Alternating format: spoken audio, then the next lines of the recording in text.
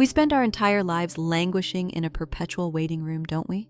Just holding our breath for that one magical promotion, that perfectly inflated bank account, or for that one desperately indifferent person to finally love us back.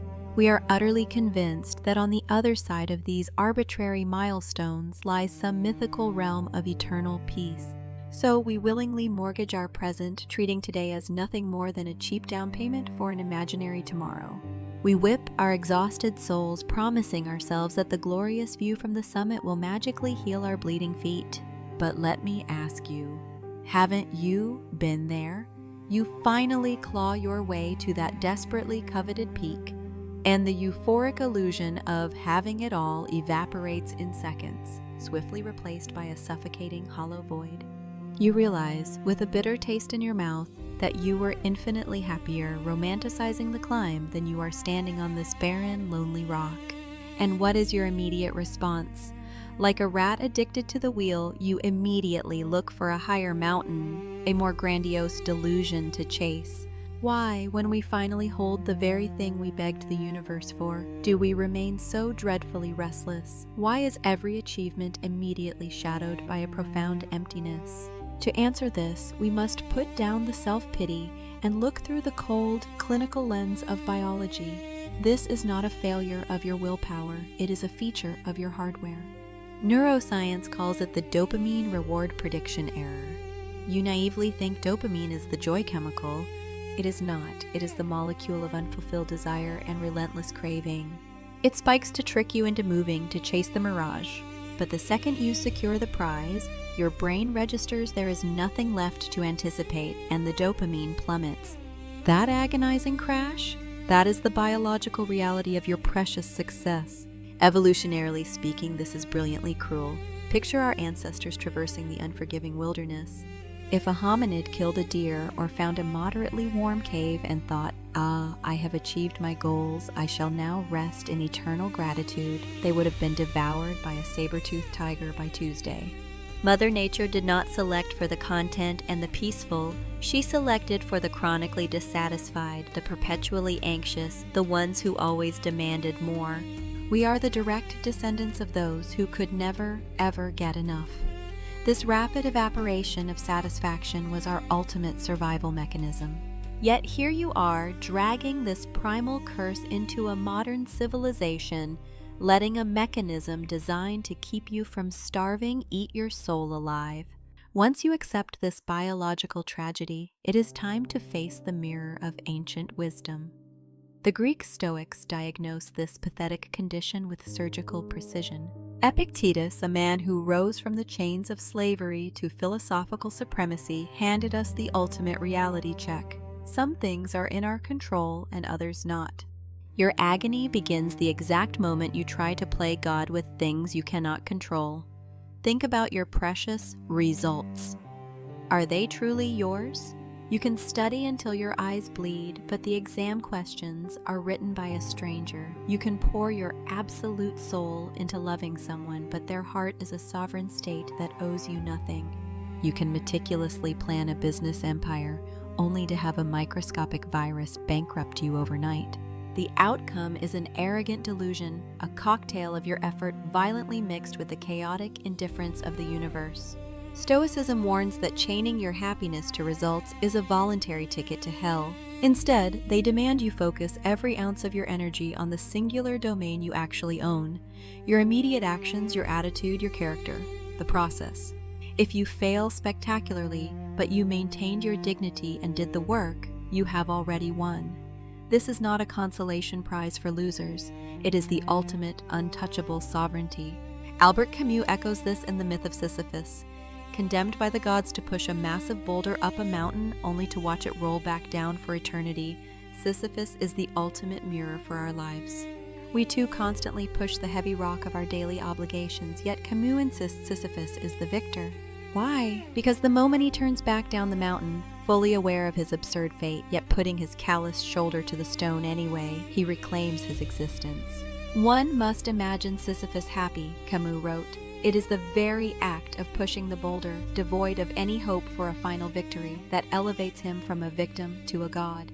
While Western philosophy arms you to rebel against fate, Eastern wisdom offers a far more elegant antidote, slipping through the cracks of the universe like water. Consider the Taoist concept of Wu Wei. It does not mean lying around in apathetic laziness. It means acting without the vulgar desperation of forcing an outcome. Buddhism strikes the final blow to your delusions. The Buddha stated that life is suffering, and the root of this suffering is your pathetic clinging. The exact moment you desperately crave an outcome or fiercely guard what you have, you build your own psychological prison. In Zen archery, a master does not care about the bullseye. The archer who fixates on the target tenses his shoulders, holds his breath, and misses entirely. But the archer who immerses himself utterly in the texture of the bow, the tension of the string, the rhythm of his breath, the pure, unadulterated process, hits the mark with his eyes closed.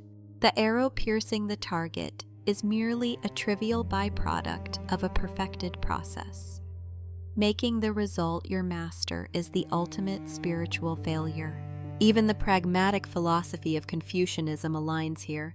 It is not about mystical enlightenment, it is about the grueling, unglamorous audit of your own soul. The daily reflection: was I honest? Was I loyal? Did I learn? Becoming a noble person is not a sudden lottery-winning event. It is the painfully ordinary process of waking up, adjusting your collar, and attempting not to be a wretched human being for another 24 hours. The magic is entirely in the mundane consistency. So, how do we survive this modern capitalist machinery that evaluates your worth by your salary, your square footage, and your pathetic follower count? We have been brainwashed to ignore the quiet poetry of our growth, sacrificing our sanity to pump up those arbitrary numbers. When you fail to hit the metric, you spiral into self-loathing, crying, "I am a failure." No, you are not inherently incompetent. You are just intellectually lazy for handing the steering wheel of your self-worth over to a mirage. It is time for a savage philosophical detox. Drop the vulgar obsession with goals and worship the system. A goal is a promise to be miserable until you achieve it. I will lose 10 pounds is a goal that keeps you in a perpetual state of inadequacy. Even if you succeed, the goal vanishes and you revert to your pathetic habits. But saying, "I am someone who honors my body," and building a system where you walk for 30 minutes a day, that is invulnerable. Walk for 30 minutes and you have won today. The scale is irrelevant. The writer obsessing over a bestseller is paralyzed by fear. The writer who simply commits to bleeding 1 page a day over their morning coffee is already living a triumphant life, entirely indifferent to the applause or silence of the market. Construct these quiet, unbreakable systems in the shadows of your daily routine, the 1 minute you take to make your bed. Reading 3 pages of actual literature instead of doom-scrolling through the digitized garbage of your phone.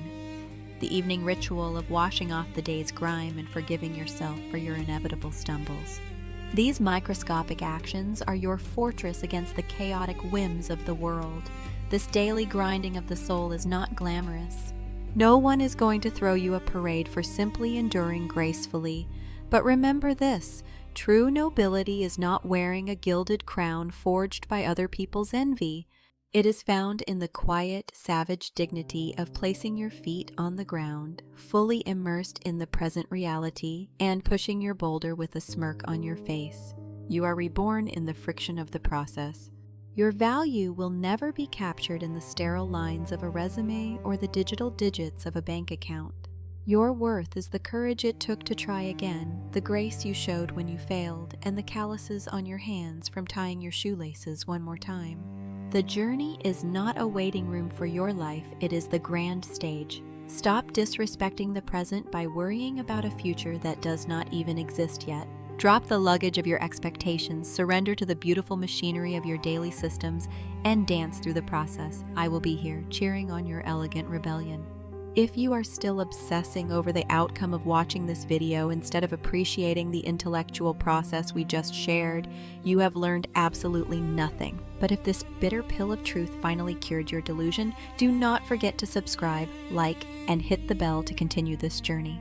Or don't, and go back to blindly hammering away at the boulders of your pathetic ambitions. The universe remains entirely indifferent to your choice. Until next time, I'll be here with a warm cup of tea, reveling in the process. Have a system-driven, peaceful day.